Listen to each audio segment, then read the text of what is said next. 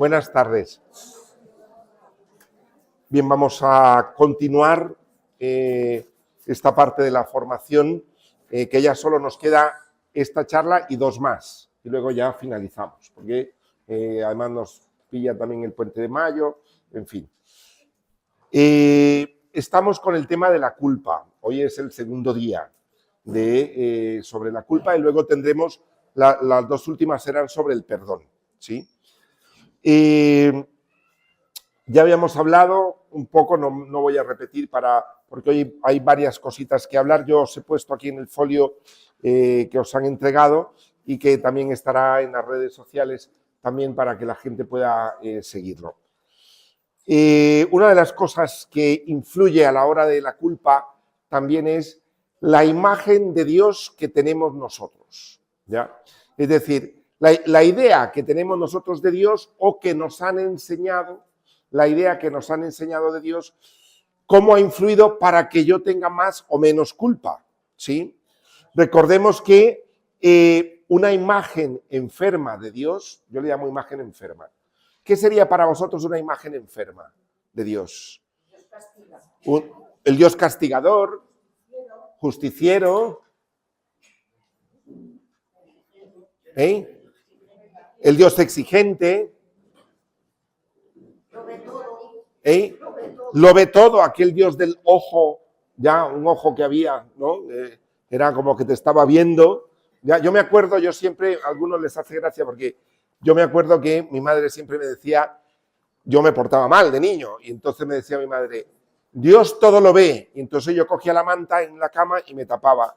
Y me decía mi madre, hasta debajo de la manta mira. Y yo, era aquello como ya, que ya me veía hasta debajo de la manta, ya era como... Y claro, en mi parroquia había un ojo de estos, ¿no? El triángulo con el ojo.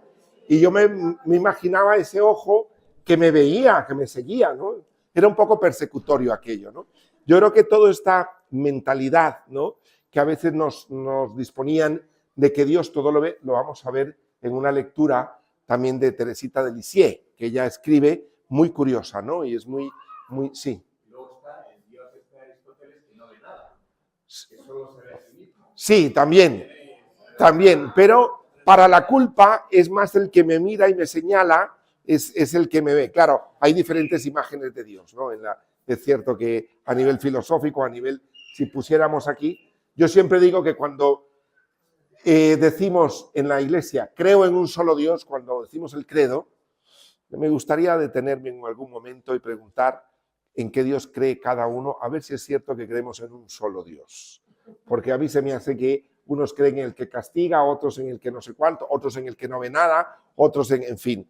Cada uno, y cuando en realidad es el Dios del Evangelio, es el Dios revelado en Jesús, ¿no? Esto es lo que creemos. Por tanto, una imagen distorsionada de Dios van a brotar fuerzas no saludables que tienden a endurecer el corazón para con nosotros y para con los demás, ¿ya? Generalmente tendemos a extrapolar o también a proyectar en Dios la manera que yo tengo. Si yo soy rígido, ¿cómo creéis que voy a decir que es Dios? Rígido. Si yo soy muy generoso, ¿cómo pienso que es Dios? Generoso. Si yo soy de los que me enfado, Dios será muy enfadado. Si soy de los que no dejo pasar ni una porque ando ojo a ver quién falla, entonces Dios va a ser el ojo a ver quién falla. Le solemos nosotros proyectar la manera en que tengo yo de ver la vida, se la proyecto también. El que aquí no pasa nada y que viva la Pepa, pues piensa que con Dios aquí no pasa nada y viva la Pepa también. ¿Me explico? Es decir, dependiendo, uno tiende a proyectar, ¿ya? Es decir, cuando alguien a mí me habla de Dios de esta manera, una manera muy exigente, muy dura, muy rígida, muy tal, yo por dentro lo que pienso es, esta persona es muy dura, muy rígida y muy tal. Ya, se está retratando. Retrata a Dios, pero se está retratando a sí mismo, ¿no? ¿Por qué? Porque es curioso, ¿no?, como la mentalidad que uno tiene. La religión en sí misma puede aliviar amorosamente la culpa. Una religión, una vivencia religiosa bien vivida, con una espiritualidad saludable, puede ayudar a sanar ese sentimiento de culpa. Pero también puede potenciar de manera perversa el sentimiento de culpa, ¿ya? Y a veces se convierte en algo perverso, es decir, a nivel religioso. ¿Por qué? Porque, como vamos a ver, hay cierto tipo de espiritualidades, incluso hoy día, que machacan con la culpa y te hacen ver que el punto de partida de todo es tu pecado y nada más, no el amor de Dios. No, el punto de partida es el amor de Dios. El amor de Dios es más grande que mi pecado, ¿ya? Pero muchas veces lo primero que se machaca es hacer énfasis en el pecado, ¿no? Entonces, el sentimiento de culpa, si bien está arraigado en nuestra cultura, a veces la religión potencia perversamente, puede potenciar perversamente el sentimiento de culpa en algunas personas.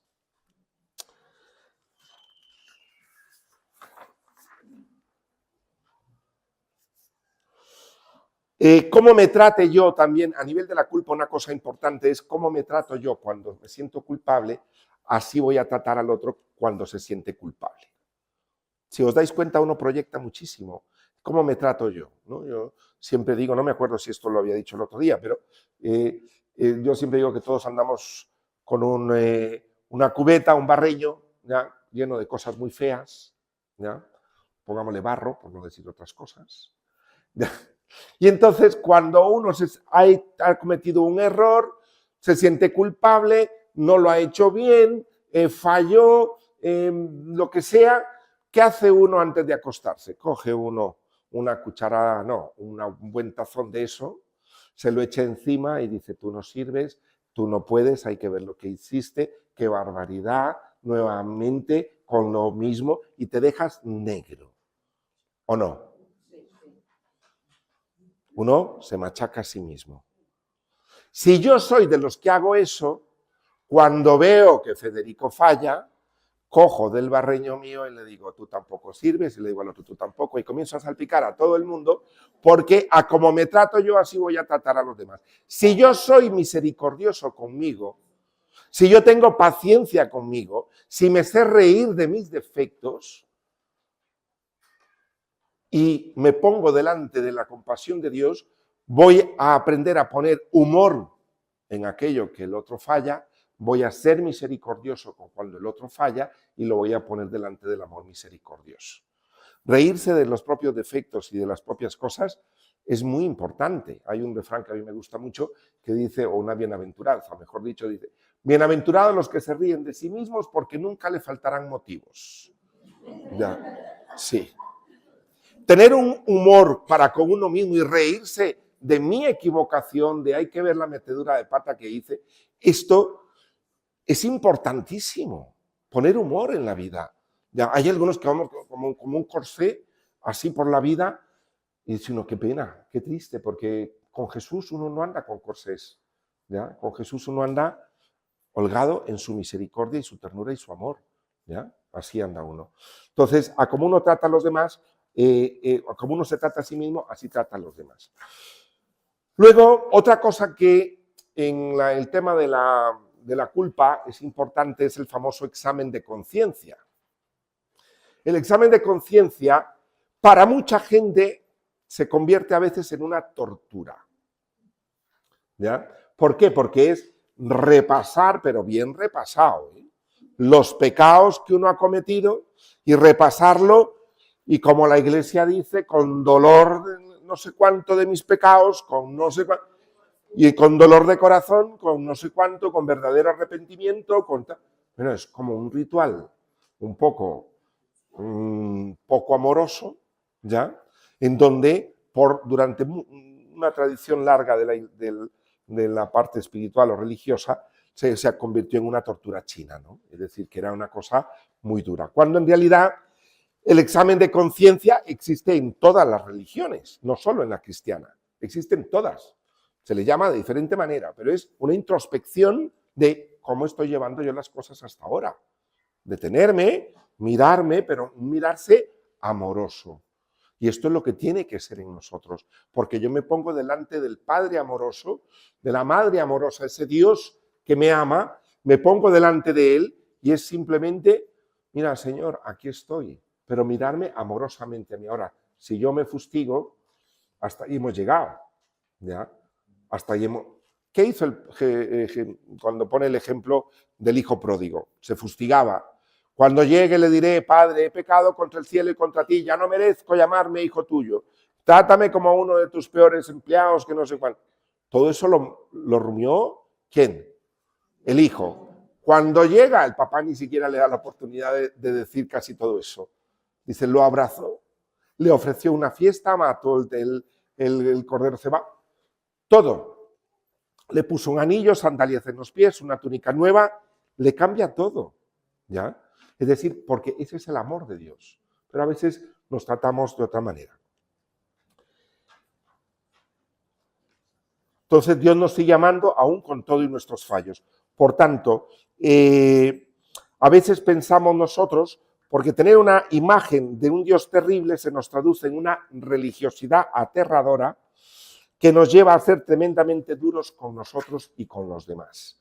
Esto es así. Y ciertos tipos de espiritualidades o religiones, pero más espiritualidades o grupos espirituales, dentro incluso de la Iglesia Católica, y muchos de ellos refuerzan ese estilo poco saludable de acercarse a sí mismo y acercarse al Espíritu. Promueven necesidad de reproches constantes, sacrificios interminables e incluso expiaciones sádicas. Es decir, tienes que rezar tanto, pues mira, tienes que ir a... bueno, esto para que Dios te perdone, tienes que hacer... Y comienza una carrerilla para ver si Dios le perdona, cuando el perdón de Dios es gratuito. ¿Ya? Una persona que ya se acerca con el dolor de haber fallado, encima se le carga con... ¿Ya? Esto, por eso me gusta, vamos a leerlo de Santa Teresita, porque es que lo describe de manera muy graciosa, ¿no? Y San Juan de la Cruz también a una carmelita, cuando le dice que se olvide de ese cura que le ha hablado, pero es muy curioso, porque son personas que uno ya cree que iban a aguantar todo un tipo de espiritualidad, y ni Teresita ni San Juan de la Cruz lo aguantan. Se encontraron con algunos religiosos de su época que eran de estos tremendos, ¿no? Entonces, yo lo voy a leer luego a nivel literalmente, ¿no?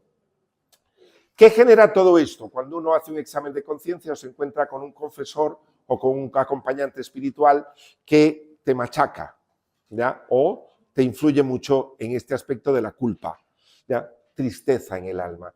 Es inalcanzable aquello. No voy a poder alcanzar el amor de Dios. ¿Cómo lo hago? ¿No? Es decir, una tristeza en el alma por haber fallado, pensamos que no tenemos perdón, que somos malas personas y acentuamos mal la culpabilidad y comenzamos entonces una carrerilla de expiar la culpa, ¿ya? A ver si Dios me perdona, porque todos lo necesitamos. Entonces comienza una carrerilla, voy más a misa, me confieso más seguido, estoy pendiente de no sé cuánto, hago 1000 sacrificios, aunque me cueste, aunque pueda coger el coche, prefiero ir a pie 3 kilómetros a la iglesia, porque como yo pequé, pues mira, en lo que más cuesta es lo que a Dios más le agrada. ¿Quién te ha dicho eso? ¿Quién te ha dicho eso? Eso muchas veces funciona para el ego. Más es para el ego.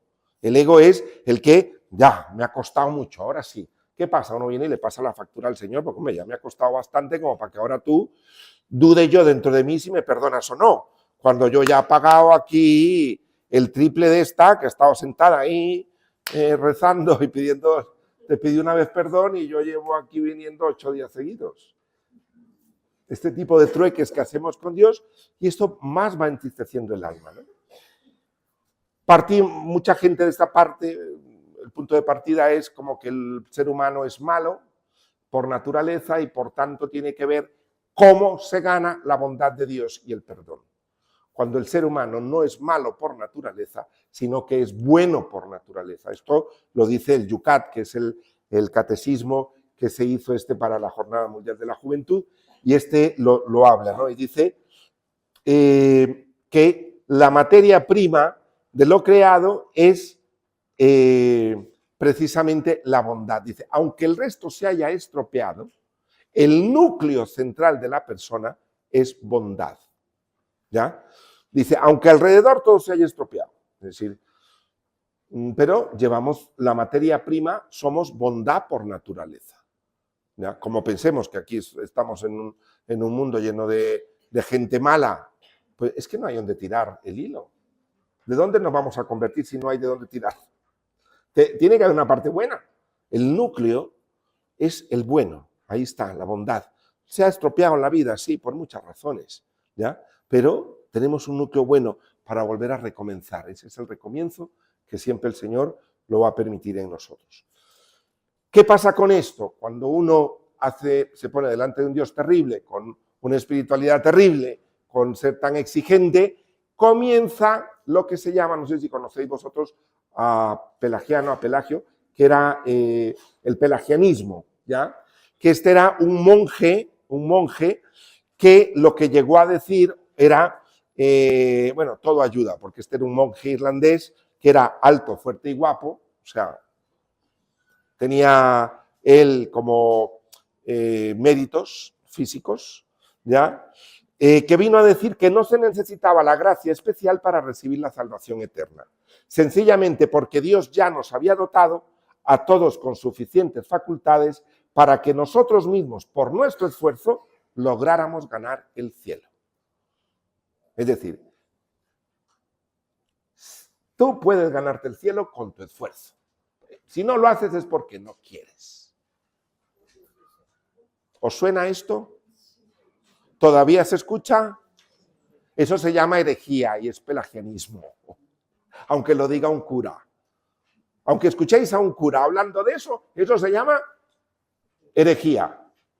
Fue en el concilio de Orange que eso se pronunció como herejía. Pero todavía, ahora, como dice el Papa Francisco, es cierto que ahora ya no se dice así tal cual, como lo dijo en el pelagianismo, no se dice tal cual, pero hay un pseudo-pelagianismo, ¿ya? En donde yo, precisamente el otro día hablando con las catequistas, creo que estaban aquí, creo que os hablé de esto, ¿no? Porque a veces cuando llegamos a Adviento o más en Cuaresma, comenzamos con los niños de primera comunión y con los chicos de confirmación y con tal, una carrerilla de logros, de esfuerzos durante cada semana. Uno dice, es lo mismo. Es decir, ¿por qué no les ponemos una cuestión de la gratuidad, de la gratitud hacia el amor de Dios, gratitud hacia el perdón, una que cada semana agradezcamos algo? No, cada semana nos proponemos algo que nos cueste para llegar a la Pascua. Eso es un semipelagianismo. ¿Sí? No sé si me explico. Hombre, mola más, ¿por qué? Porque en catequesis decirle al chaval, a ver, ¿y tú ayudaste a tu madre? No, hala, ven, estamos en Cuaresma, hala, para la próxima semana doble. Y entonces, eso es semipelagianismo. Esfuérzate para que llegues a la... No, el esfuerzo brota de la gratitud. Cuando uno se siente amado por el Señor, cuando uno se siente habitado por Dios, no le queda más que devolver el bien. Y entonces ayudo a mi madre, le hablo a mis amigos, perdono a aquel que me ofendió, pero porque brota, no por un esfuerzo. ¿Me explico? Es decir, no es para que Dios me ame, voy a hacer esto, sino porque me siento amado, me sale a hacer lo otro. ¿Sí? Pero cristianamente, en Cuaresma, ¿os suena esto que os digo, lo otro? No. Nos suena más esto del esfuerzo, ¿no? Esta semana me propongo no comer chocolate. Esta semana me propongo hacer no sé qué. La penitencia, y vamos felices y el ego se engorda y uno dice, lo lográis. Sí, no he comido jamón. Toma. Sí. ¡Uy! Fallé. Un viernes de Cuaresma comí. ¡Uy! Mal. El ego, quien se siente mal es el ego. Estas cosas no van así. ¿Ya? Sí, vamos poniendo, y bueno, ya el que llegó de 10, de que ningún viernes, y el que llegó, y se llega al sábado santo con un orgullo, diciendo, madre mía, esta Pascua me condecoro.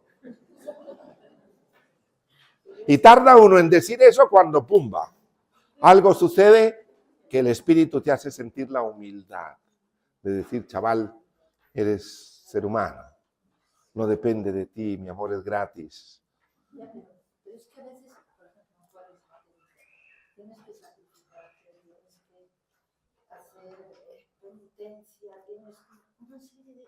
Sí, pero esto dice que a veces en la iglesia se te dice el sacrificio, la penitencia y tal, pero esto brota no artificialmente, es decir, brota de sentirme amado, pero ya no voy a poner penitencias artificiales.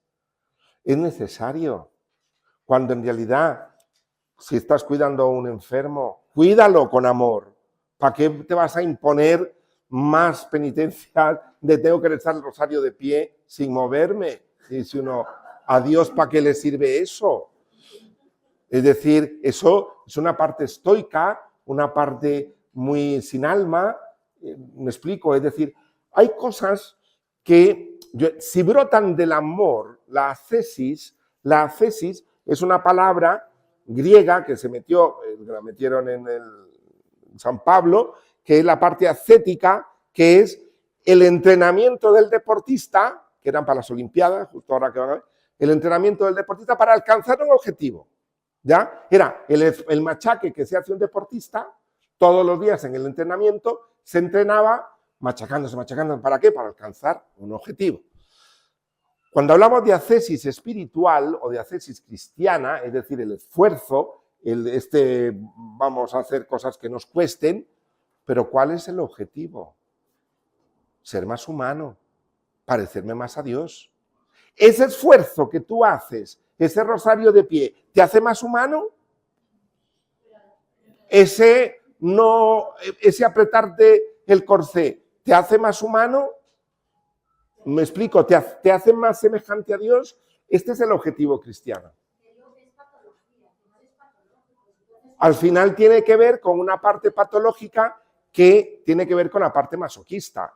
Es decir, tiene una parte muy masoquista de sentir, hasta hay personas, pues se llega a sentir cierto placer y cierto gusto con una privación o una limitación innecesaria, ¿ya? Es decir, que no es necesario hacer este tipo de cosas en donde, ya que no... Es decir, el objetivo de toda ascesis, de todo sacrificio, de toda penitencia, de todo esfuerzo, el objetivo es asemejarme más a Cristo y servirle en el humilde, en el sencillo, y hacerme más humano, como Jesús. Si eso que estás haciendo no cumple ese objetivo, pues cámbialo. Mira a ver qué cosas a lo mejor te acercan más, ¿sí? Entonces, bien. San Agustín también le respondió esto a Pelagio, le acusó entonces Pelagio le acusó de que, claro, así estaba el clero y todo el pueblo, de tan relajado, que no se esforzaba nada, y en fin, que todos iban a ir al infierno al final, ¿no? Y fue en el concilio de Orange que defiende, fue un concilio, dice, todas las gracias que recibimos en la vida son gratuitas, incluida la gracia de la perseverancia final. Todo es gratuito. Todo es gratuito. Y el Papa Francisco dice, una de las cosas más difíciles de comprender para todos los cristianos es la gratuidad de la salvación en Cristo Jesús. La salvación no se paga, la salvación no se compra, la puerta es Jesús y Jesús es gratis. El lugar privilegiado para el encuentro con Jesucristo son los propios pecados. Tengan confianza en el perdón de Dios, no caigan en el pelagianismo. El Papa Francisco habla directamente del pelagianismo. Cuando uno no cree que es gratis, levante la mano quienes creen aquí que la salvación es gratis.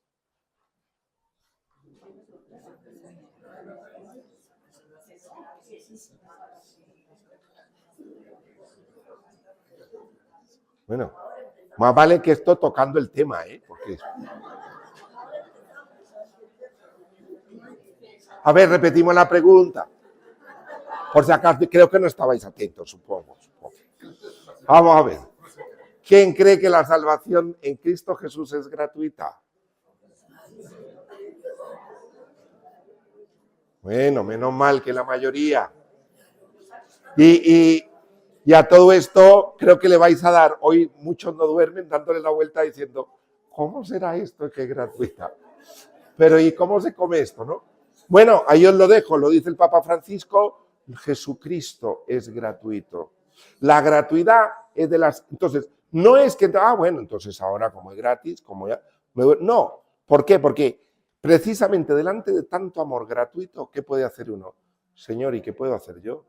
¿Qué puedo devolver? Pero ya, no para que me lo des, porque ya me lo has dado, sino porque me lo has dado todo gratuitamente, ahora yo, por eso dice Jesús, dadlo, lo que recibiste gratis, dadlo gratis. Es decir, ahora devuelve en amor lo que has recibido en amor. Entonces, mi esfuerzo por ayudar a alguien, mi generosidad por atender a alguien, mis rezos, mis oraciones, todas las cosas es en devolución al amor, no para recoger amor.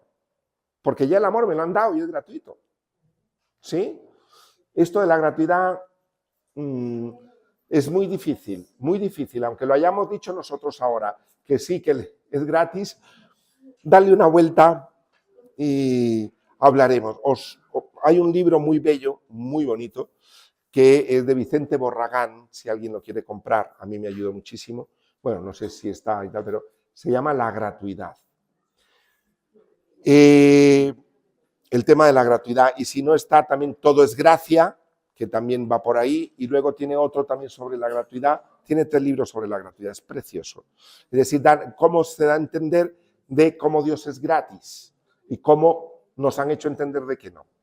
Si en algún momento aquí diéramos alguna pequeña formación de el por qué, bueno, que me estoy extendiendo un poco, pero el por qué la gratuidad no la hemos vivido tanto, porque ¿sabéis de dónde viene esto de la gratuidad o no gratuidad? Desde el Éxodo. Desde que fue el pueblo elegido hasta nosotros hoy, hay toda una historia de gratuidad sí, gratuidad no. ¿Ya? Yo os pregunto, ¿por qué fue elegido el pueblo de Israel? ¿Por bueno? ¿Porque hacía muchos sacrificios? ¿Porque hacía muchos esfuerzos? ¿Porque eran muy guapos? ¿Porque eran generosos? ¿Por qué los escogió el Señor? Porque estaban sufriendo, nada más. No tenían ningún mérito. Estaban sufriendo, punto. Eso fue el ojo de Dios, dijo, están sufriendo a estos, porque eran carentes. No tenían ningún mérito. Y al pueblo se le olvidó. Se convirtió el pueblo elegido. ¿Ya? Y entonces nosotros sí tenemos méritos. ¿Ya? Entonces, desde ahí perdieron, comienza la gratuidad. Vienen los profetas, les recuerdan la gratuidad. Entonces ellos vienen y nombran jueces. Entonces, y ahí va, la historia va para allá y para acá, para allá y para acá, pasando por Lutero, en fin. Hay toda una historia muy, muy bonita, muy curiosa, que algún día, si queréis, nos reunimos y la miramos, porque es entender el por qué y cómo a lo largo de los siglos esto se habrá hasta el día de hoy, ya donde los últimos papas sí han hablado muy abiertamente de la gratuidad, ¿no? Parece como que si se habla de la gratuidad se cierra el chiringuito, porque como dice, bueno, entonces ¿para qué vinimos a misa? Entonces ¿para qué uno se confiesa? Entonces ¿para qué uno? Pues todo lo contrario, venimos a la iglesia ya no con aquel peso, sino con aquella alegría de que me siento tan amado por Dios que por eso me reúno con la comunidad. Me siento tan amado por Dios que por eso vengo a pedirle perdón y sé que me va a dar un abrazo. Me siento tan amado y tan querido que por eso recibo al Señor y me explico. Es decir, es todo lo contrario. Pero algunos piensan que se habría que cerrar todo el chiringuito de la iglesia, toda la institución desaparecería porque es todo lo contrario. ¿Ya? Es todo lo contrario. Es el amor de Dios manifestado a través de la iglesia que es madre, pues precisamente tiene este don de acoger. Bueno. Si os dais cuenta, a mí este tema me apasiona, lo lamento. Lo siento por vosotros.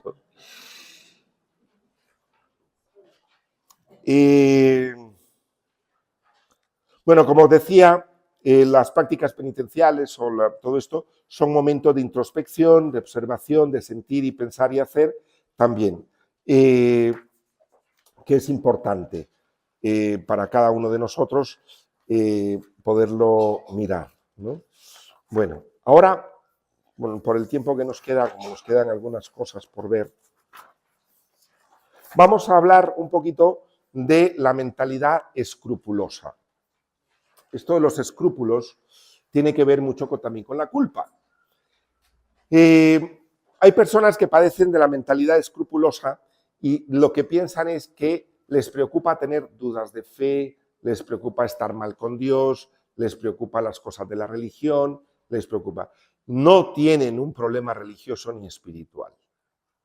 Una persona que padece de escrúpulos no tiene un problema espiritual ni religioso, tiene un problema psicológico que tiene que ver con la parte obsesiva, ¿vale? Entonces, no es una cuestión de religión. Ahora, lo pone en la temática de los escrúpulos es transtemática, es decir, puede abarcar todos los temas, ¿ya? Generalmente tiene que ver o con el orden, con la solidaridad, con el sexo, con el sentir, con el placer, recoge un montón de cosas, ya con el ayudar, si ayuda es suficiente, si no hice lo suficiente, si pude hacer tal, si no sé cuánto, si sentí placer, si no sentí placer, si, en fin, si terminé el rosario, si no lo terminé de rezar, si repetí 2 veces, todo este tipo de cosas que tienen mucho que ver con la personalidad obsesiva, ¿vale? Esto de qué ayuda a la persona que padece de escrúpulo, de mucho escrúpulo, le ayuda al menos ver que es una cuestión psicológica y que tiene pues posible solución y posible apertura y posible oxigenación dentro de sí, porque que no es que esté dudando de Dios, ni que esté maltratando a Dios, ni que no llegue al esfuerzo que Dios le pide, en fin, ¿sí? No sé si, bueno, a lo mejor conocéis algunas personas que han padecido de esto y que es muy duro, es se sufre mucho, sufre muchísimo en esto de la mentalidad escrupulosa.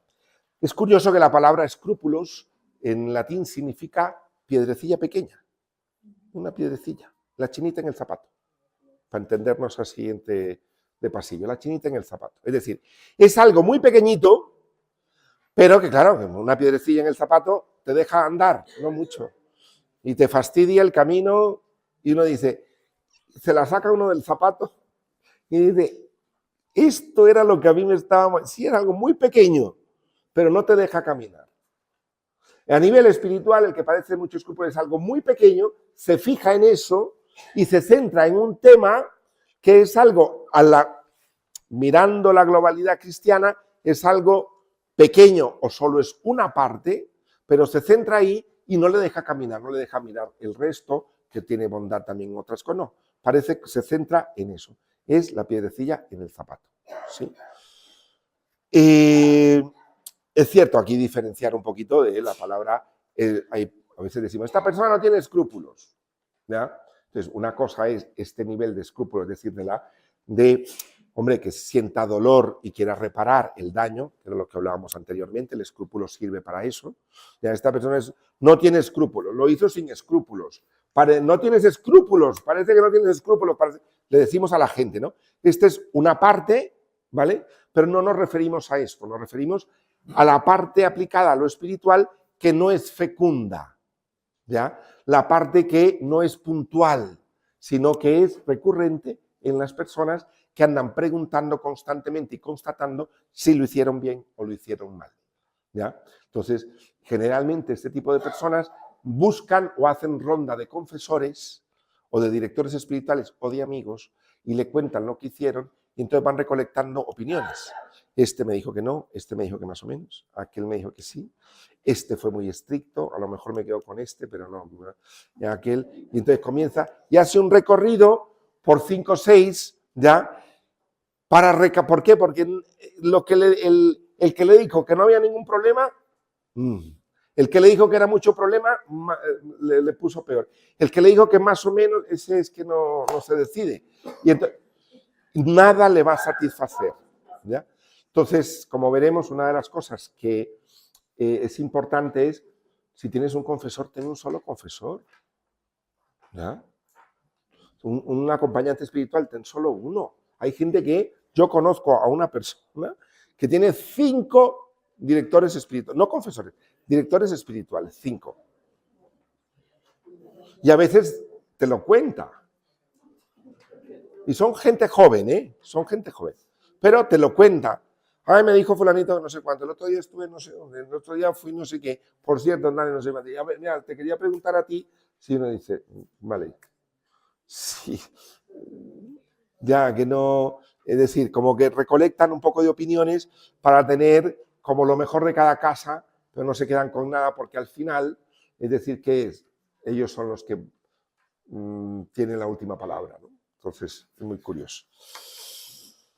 Por tanto, al ser algo obsesivo no es algo voluntario, no es algo voluntario. En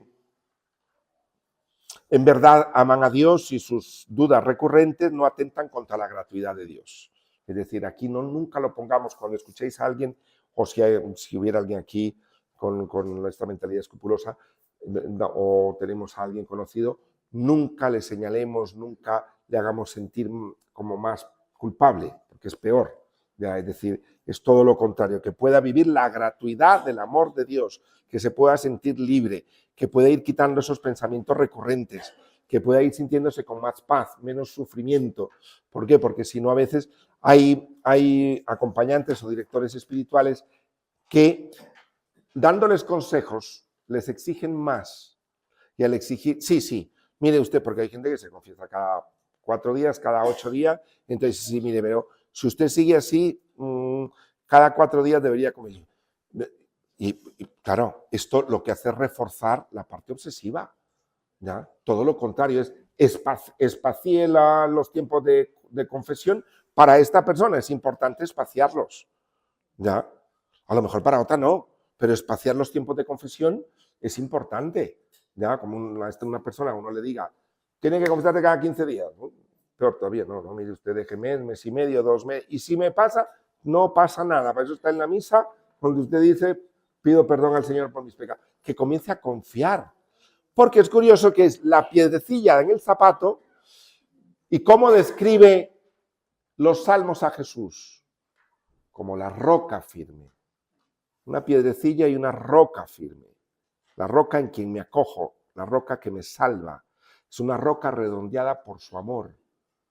No una piedrecilla afilada que me impide el camino. Cristo nunca te va a machacar. Los escrúpulos sí, Cristo no. Cuando sucede algo, como un náufrago, me cojo esa piedra que es amorosa, una piedra redondeada por su amor, y ahí me siento a salvo. Que es distinto del estar dudando tanto en este tipo de cosas, ¿no? Es un sentimiento también de autocondenación. La persona se autocondena a veces, es decir, ya te digo, en esto hay más menos, ¿no? Pero hay gente como que le da mucha vuelta y ¿será que yo me he condenado? ¿Será que me voy a condenar? ¿Será que me voy a salvar? ¿Será, bueno, ahora con esto que he dicho yo aquí, que es gratuito, pues ya no sé yo, pero es gratis, ¿ya? Y entonces que la persona pueda experimentar ese amor y saltar de gozo, dar gracias, de que Señor, gracias, porque no depende de mí. Claro, si dependiera de nosotros la salvación, imaginaros, ya. Tiene una finalidad expiatoria y hacen gestos repetitivos. Recordad que la persona con una parte obsesiva, y si es obsesiva compulsiva más todavía, pues es lo mismo. Es decir, al igual que a algunos les da por comprobar 17 veces si han cerrado la puerta, ¿ya? O si dejé la estufa apagada, o si la luz está encendida, o si me dejé no sé qué dónde. Esas comprobaciones que son como rituales ya diarios, estos pertenece un poco a la parte obsesiva. Todos tenemos un poco, ¿no? De este tipo de cosas. Pero es curioso que cuanto más, es muy simbólica también la parte obsesiva. Y entonces esto, pues a nivel religioso, lo hacen parecido. Es decir, repiten confesiones, repiten rezos, hacen jaculatorias, evitan pensamientos. Si comienza todo un ritual también y hacen rituales que en unos son muy laicos y profanos, como es mirar a ver si está cerrada la cerradura, si la dejé bien cerrada y se devuelven 5 calles para ir a comprobar si cierto. Hombre, una cosa es que a uno se le olvide y que entiendo que a todos se nos ha olvidado y uno dice, dejé la plancha, el otro día yo estaba en misa, os lo prometo, había planchado, me voy a misa y digo yo, la plancha. Y estaba en media misa. Y digo, eso me pasó aquí hace 10 días. Y dije yo, bueno, si aquí no llega el olor a humo, es que no pasa nada. De estas cosas que uno se acuerda, pero luego fui y la había desconectado, ¿no? Pero me habían llamado por teléfono en ese momento, hombre, estas cosas pasan y esto no es una cuestión obsesiva. Pero sí cuando esto se repite, ¿no? Es decir, como que uno tiene que hacer 1000 comprobaciones, etc. No solo es expiatoria, sino autopunitiva. La persona se castiga a sí misma. Tiene que ver con la limpieza, lo religioso, la sexualidad, si sintió, si no sintió, el placer, el dinero, los contagios, las mentiras piadosas, el control de la mirada. Todo este tipo de cosas son como temas muy curiosos de personas que son muy escrupulosas. Si miraron, si no miraron, si no sé cuánto, si sintió placer, si tal, si le gustó, si todo este tipo de cosas. O también de no voy a tirar esta estampita porque tiene una estampita y está la Virgen, o aquí esta hoja me la dieron en la iglesia y dice palabra de Dios abajo, ¿ahora qué hago? ¿La tiro, no la tiro? Este tipo de cosas que a veces hay personas, y sí, y se sufre mucho. Las personas que realmente padecen a veces, es un sufrimiento muy grande, es un sufrimiento. Algunos lo padecemos a lo mejor en menor grado, pero esto es un sufrimiento para la persona muy duro, muy duro, y sufren muchísimo. ¿Dónde se pudo fraguar? ¿Por qué? Porque se sienten no merecedores del perdón, que posiblemente van a ser castigados por esto, etc. Posiblemente en los papás, al haber tenido grandes exigencias, ¿ya? Es decir, padres que les han dado mucha exigencia a sus hijos, muchísima, ya, o a nivel de la limpieza o tal, y máxime si había una predisposición a algo obsesivo, pues todavía más. Aspectos traumáticos también que pudieron haber tenido a nivel del placer o la sexualidad, por ejemplo, muchas veces, o también la vivencia de la religión, a veces en grupos. Por eso es tan delicado, que hay una parte que no me va a dar tiempo de impartirla a vosotros, pero es el desarrollo de la conciencia moral. El desarrollo, hay unos estadios de la conciencia moral que es muy interesante, que desde 0 años hasta la edad adulta, es decir, va por años, ¿no? Entonces, hay un momento en que cuando es entre los 6 y los 12 años, creo, o 11 años, que es donde se aplica y aparece el sentimiento de culpa, más pronunciado, ¿no? El sentimiento de culpa ya a los 6 años comienza. ¿Y por qué? Me gusta a veces hacer, cuando imparto esto del desarrollo de la conciencia moral, porque es la edad en que están en catequesis los niños. Es justo la edad. Y entonces, la catequesis os puede hacer muchísimo bien o muchísimo daño, porque es una edad muy delicada, de 6 a 11 años, donde se les puede inculcar muchísima culpa a los niños o entregarles un amor de Dios gratuito, ¿ya? Sea a nivel de la catequesis o en casa, ¿ya? Entonces, es una edad muy delicada esa franja de edad, ¿ya? Donde hay que atender a los niños, hacerles sentir que les duele lo que hicieron, que lo pueden reparar, pero que Dios también les ama, pero tal, ¿no? Porque si no, es una edad muy delicada, pero es la edad de la catequesis precisamente, ¿no? Y pasamos por varias etapas de la conciencia moral. Hay una que es después de los 12 años a los 16 o 18 años, una cosa así, que son la parte de los amigos, la socionomía, que la norma es lo social. Si mis amigos lo hacen, si a mis amigos les permiten, si ellos me dicen, si ellos lo quieren, si a ellos les gusta, los papás ya no mandan. Entonces la parte moral parece como que se fue al traste. ¿Por qué? Porque lo que dicta la conciencia moral es lo que dicen mis amigos. Yo tengo que socializar y si ellos lo hacen, yo también. Da igual el valor que sea y eso se llama socionomía. Nomos en griego significa norma y socionomía es la norma social. Entonces se dejan llevar por la moda, por no sé cuánto, por lo que... Pero hijo, aquí no te hemos enseñado eso en casa. Nunca, jamás, nunca. ¿Dónde has visto tú a tus padres?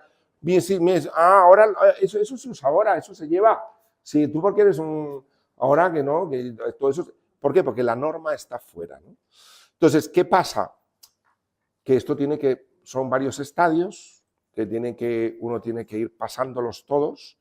Se supone que va avanzando, pero uno puede encontrar gente para llegar a la autonomía, que es autónomos, que es la norma, la llevo dentro, que es lo que hablábamos el otro día, ¿no? Un poquito, cuando yo estoy convencido de algo, ya, que es en la edad adulta, ¿sí? Pero encontramos gente en la edad adulta que parecen adolescentes, ¿ya? O de 0 a 3 años que son de la anomía, no hay ley. Ahí es, yo quiero ahora leche. Tengo hambre, me cambias. No me gusta, quítame el jersey. Quiero otra vez estar en la piscina. No, entonces lloro. Entonces, eso es lo que es la anomía. No hay hay ausencia de normas, pues porque el niño está empezando. Ya, el niño no conoce las normas, no sabe, se las están poniendo, pero él no sabe. Encontramos adultos igual, con una anomía brutal. Es decir, si ahora no, pues pataleo. Y si no, yo ahora como. Y a mí me da igual el mundo. Es decir, es muy interesante. Pero bueno, no lo vamos a poder ver total, pero os cuento estas cositas porque existe el desarrollo moral de escala del desarrollo moral. Entonces, ¿dónde se fragua esto? Pues en la mentalidad escrupulosa, os decía, a nivel de cultura, a nivel también del desarrollo moral, cuestiones traumáticas también. Ciertamente no fuimos nosotros responsables de cómo nos educaron. Yo no soy responsable de cómo me educaron, tú tampoco. Ahora, sí somos responsables de qué queremos hacer con eso que me entregaron. Porque cuando uno dice, es que yo soy así, no, es que así me criaron a mí, así me educaron. Uno dice, sí, pero tú con esa educación que te dieron, ¿qué quieres hacer? ¿Seguirla igual? ¿Te gusta o te disgusta?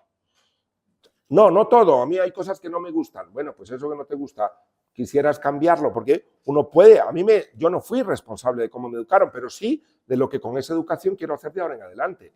¿Ya? Es decir, porque a veces le viene a uno muy bien, es que a mí me educaron muy duro y cuestión de gritar a todo el mundo. Hombre, pues la cuenta que te traes y lo sigues utilizando hoy, ¿ya? Y eso no te... Entonces a veces uno puede agarrarse a eso. ¿Qué pasa con esto que tiene que ver con el pelagianismo, con los escrúpulos, con toda esta mentalidad un poco? A veces está la ilusión de sentirse como infalible. Se sueña ser inmaculado. Hay gente que sueña ser como inmaculada, como angelitos. Sí. Hay gente que camina así como... ¿Sí caminan los cristianos? Naturalidad.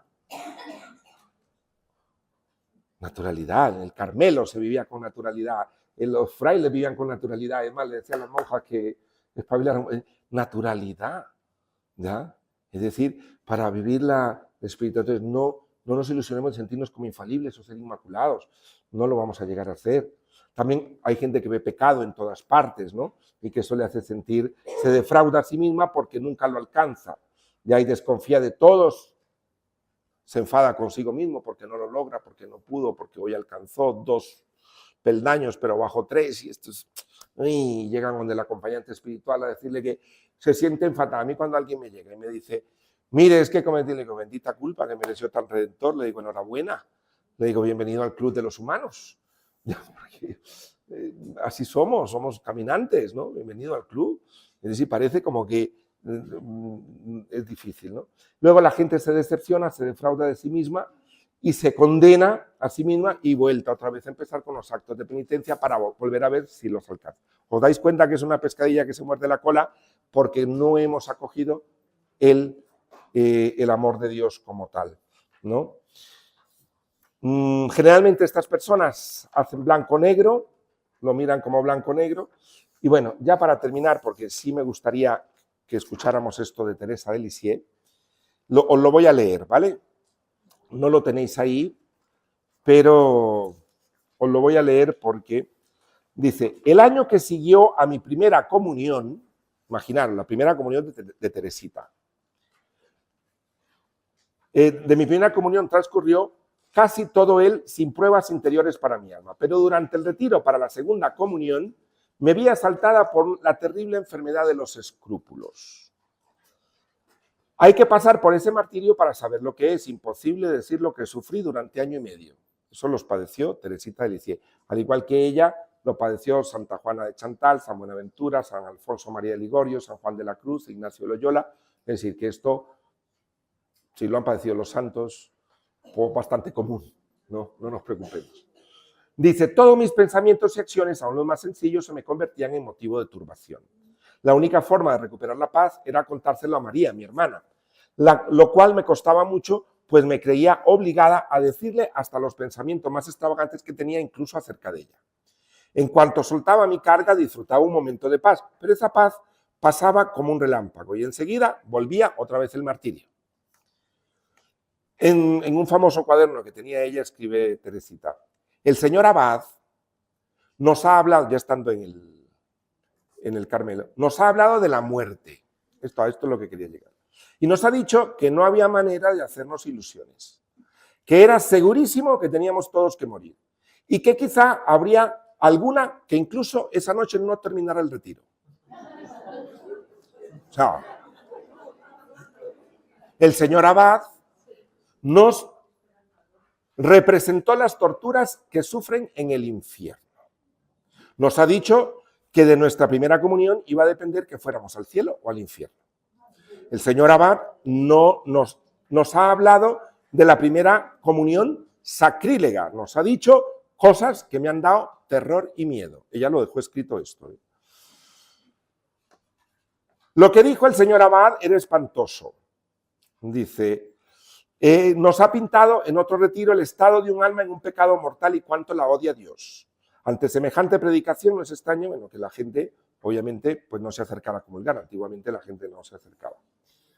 Y luego en el epistolario de ella, le dice lo que le dice a María Gurein, que sufría de escrúpulos y había abandonado la comunión, y le dice ella: conozco también lo que son esa clase de tentaciones. Quiere que te diga una cosa que me ha dado mucha pena, que mi Marita dejara de comulgar. Qué pena tan grande le habrá dado Jesús. Cariño, piensa, pues que Jesús está allí en el sagrario, expresamente para ti sola, y que arde en deseo de entrar en tu corazón. Vete a recibir sin miedo a Jesús, que te da la paz. Es imposible que un corazón que solo encuentre descanso mirando un sagrario ofenda a Jesús hasta tal punto de no poder hacerlo.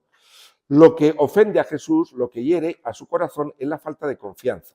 Hermanita querida, comulga con frecuencia, con mucha frecuencia. Este es el remedio para que te cures. Es decir, ella después hace esto, ¿no? Pero imaginaros una predicación de un retiro de este tipo, es decir, hoy posiblemente alguno de vosotros, y encima el infierno, claro, Teresita estaba y padecía de escrúpulos, la pobre. Ya, Teresita se fue aliviada, ella fue una mujer que encontró esa paz. Y luego San Juan de la Cruz dice, ya para terminar, dice, a una carmelita descalza muy escrupulosa, que es más grande la quietud de su alma que el empeño por atormentarse con las dudas inútiles del perfeccionismo.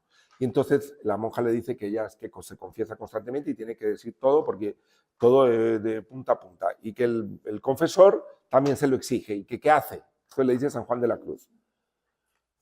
Hermana, no los confieses, ni hagas caso ni cuidado a ellos, que es mejor olvidarlos, aunque más pena tenga el alma. Cuando mucho, podrá decir en general la omisión o la remisión que por ventura haya tenido acerca de la pureza y perfección que debe tener la memoria, el entendimiento y la voluntad. Y le dice, arroje al cuidado suyo en Dios, no pienses más que la deje sola. Lee, ore, alégrese en Dios, su bien y su salud. Es más, aléjese del confesor. Es decir, fuera. ¿Por qué? Porque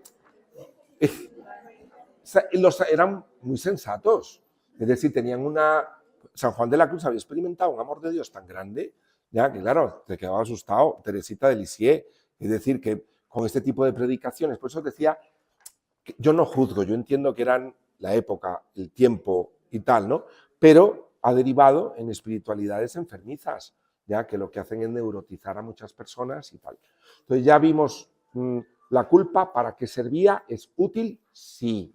La culpa es útil, es necesaria cuando es necesaria. ¿Para qué? Para sentir el dolor por haber dañado a alguien y para ver cómo lo reparo, ¿vale? Es muy útil, ¿ya? Recordemos lo que dije al inicio. Tanto la ausencia de culpa como el exceso de culpa pueden ser patológicos. Entonces no desechemos la culpa es una emoción importante y en la vida cristiana también. Es decir, es muy importante. Ahora, si la vivimos de manera saludable, ¿ya? Es decir, pero el machaque, es decir, ya así como resumen, el machaque no va implícito a la culpa. La culpa es una emoción importante, necesaria, que me informa, ¿ya? Y que me hace reparar el daño y que es muy necesaria, como os digo, en la vida cristiana, ¿vale? Y pues nada, con eso más o menos terminamos. Vamos a hacer una pequeña oración y terminamos ahora.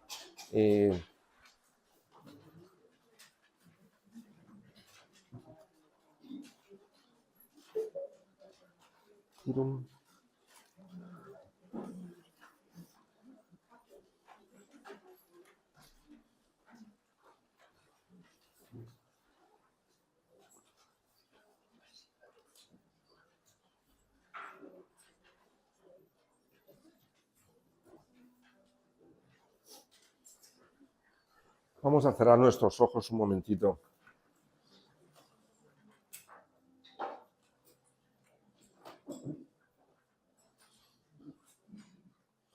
Una cosa también importante en la culpa es que hicimos lo que supimos y pudimos hacer en ese momento. No vale la pena juzgar el pasado con criterios del presente. Es injusto. Y quizás si volviéramos atrás nos repetiríamos muchas cosas que nos han salido mal o que fallamos o que hicimos. Y Dios lo sabe. ¿Mm?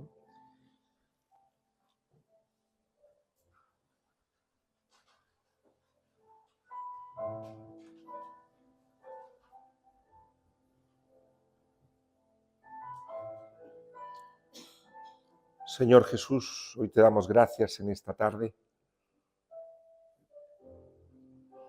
Mira, Señor, la trayectoria de mi vida.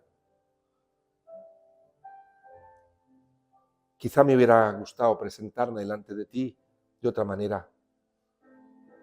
Pero cuando desnudo mi alma delante de ti, no me avergüenzo porque estoy delante del amor de Dios. Mira, Señor, cómo me machaco a veces por los errores cometidos, por el caso omiso que hago a veces a tu evangelio, porque sigo otras cosas.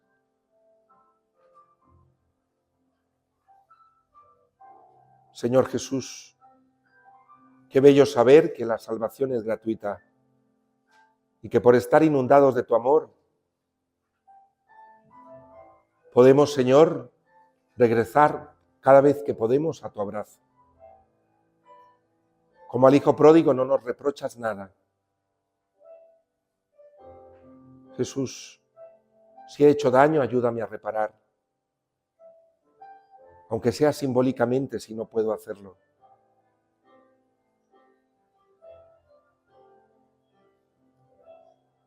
Gracias, Jesús, porque no eres un Dios terrible ni temible. Eres el Dios del amor, el Dios de la paz, el Dios del consuelo. A veces, Señor, podemos padecer de muchos escrúpulos o de pensar que por nuestro esfuerzo conseguiremos algo de ti cuando ya lo tenemos porque es gratuito. No tengo que conseguir ni arrebatarte nada. Todo lo contrario, volcarme en gratitud es lo que tengo que hacer. Gracias, Jesús. Hice lo que supe y pude hacer en aquel momento. Vamos a repetirlo despacio. Señor Jesús, hice lo que supe y pude hacer en aquel momento.